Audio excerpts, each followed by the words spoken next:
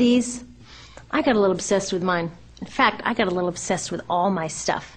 Have you ever wondered where all the stuff we buy comes from and where it goes when we throw it out? I couldn't stop wondering about that, so I looked it up. And what the textbook said is that stuff moves through a system from extraction to production to distribution to consumption to disposal. All together, it's called the materials economy. Well, I looked into it a little bit more. In fact, I spent 10 years traveling the world, tracking where our stuff comes from and where it goes. And you know what I found out? That is not the whole story. There is a lot missing from this explanation. For one thing, this system looks like it's fine. No problem. But the truth is, it's a system in crisis. And the reason it's a system in crisis is it's a linear system and we live on a finite planet. And you cannot run a linear system on a finite planet indefinitely. Every step along the way, this system is interacting with the real world. In real life, it's not happening on a blank white page. It's interacting with societies, cultures, economies, the environment. And all along the way, it's bumping up against limits. Limits we don't see here because the diagram is incomplete. So let's go back through. Let's fill in some of the blanks and see what's missing. Well, one of the most important things that's missing is people. Yes, people. People live and work all along this system. And some people in this system matter a little more than others. Some have a little more say. Who are they? Well, let's start with the government.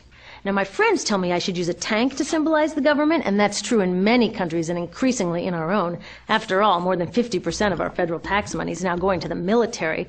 But I'm using a person to symbolize the government because I hold true to the vision and values the government should be of the people, by the people, for the people. It's the government's job to watch out for us, to take care of us. That's their job. Then along came the corporation. Now, the reason the corporation looks bigger than the government is that the corporation is bigger than the government.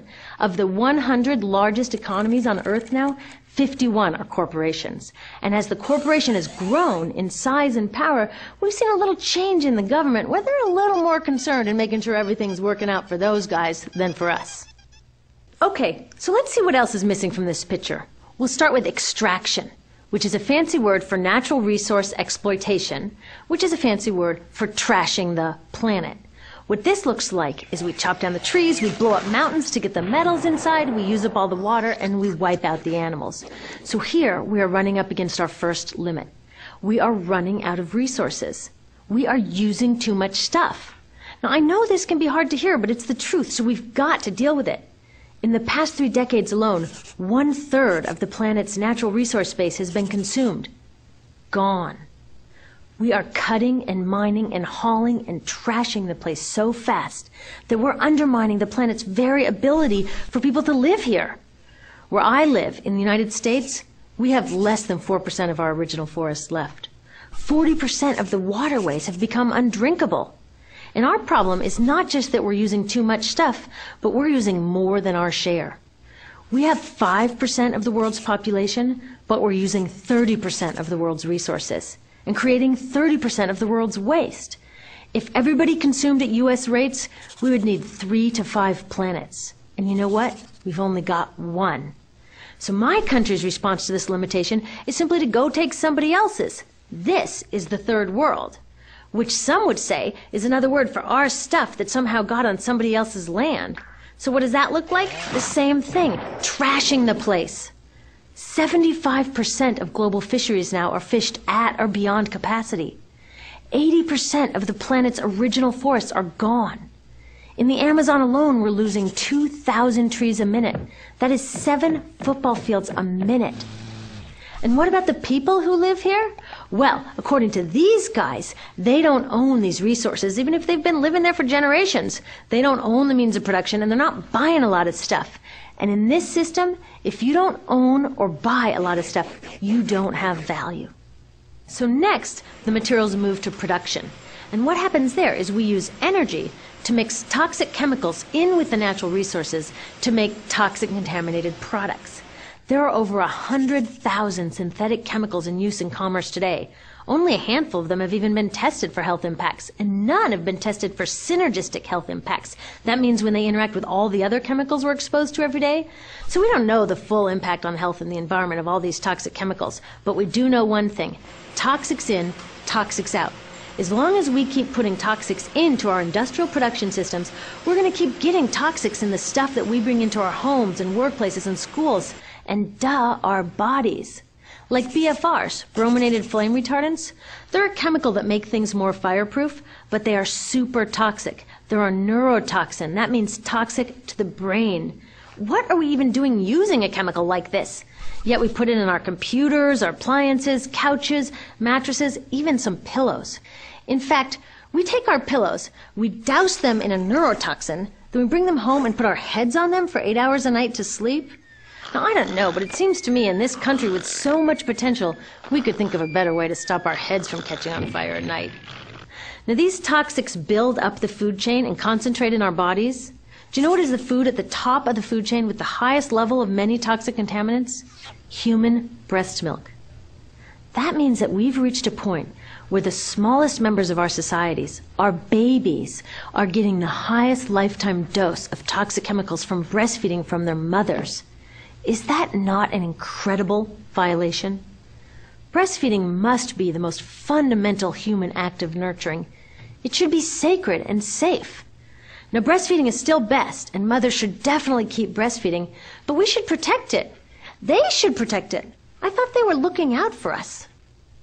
And of course, the people who bear the biggest brunt of these toxic chemicals are the factory workers, many of whom are women of reproductive age. They're working with reproductive toxins, carcinogens, and more. Now I ask you, what kind of woman of reproductive age would work in a job exposed to reproductive toxins except for a woman with no other option? And that's one of the beauties of this system. The erosion of local environments and economies here ensures a constant supply of people with no other option. Globally, 200,000 people a day are moving from environments that have sustained them for generations into cities, many to live in slums, looking for work, no matter how toxic that work may be. So you see, it's not just resources that are wasted along this system, but people too. Whole communities get wasted. Yep, toxics in, toxics out. A lot of the toxics leave the factories in products, but even more leave as byproducts or pollution. And it's a lot of pollution. In the U.S., our industry admits to releasing over 4 billion pounds of toxic chemicals a year. And it's probably a lot more because that's only what they admit. So that's another limit, because yuck, who wants to look at and smell 4 billion pounds of toxic chemicals a year? So what do? Move the dirty factories overseas, pollute someone else's land. But surprise, a lot of that pollution is coming right back at us, carried by wind currents.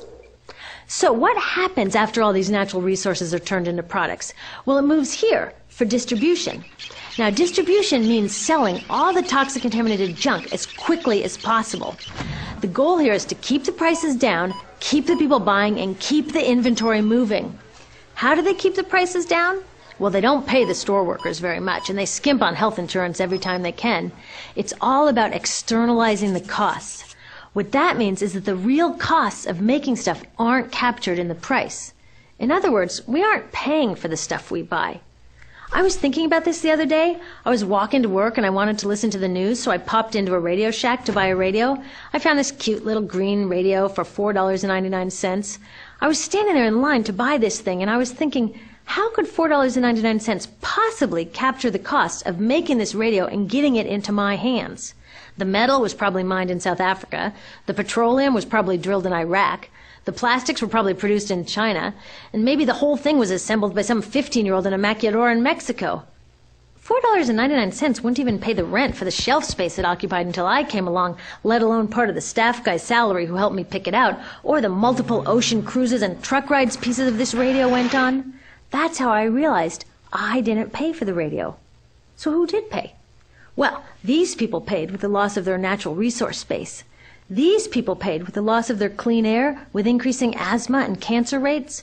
Kids in the Congo paid with their future. 30% of the kids in part of the Congo have dropped out of school to mine coltan, a metal we need for our cheap and disposable electronics. These people even paid by having to cover their own health insurance. All along this system, people pitched in so I could get this radio for $4.99. And none of these contributions are recorded in any accounts book. That's what I mean by the company owners externalize the true costs of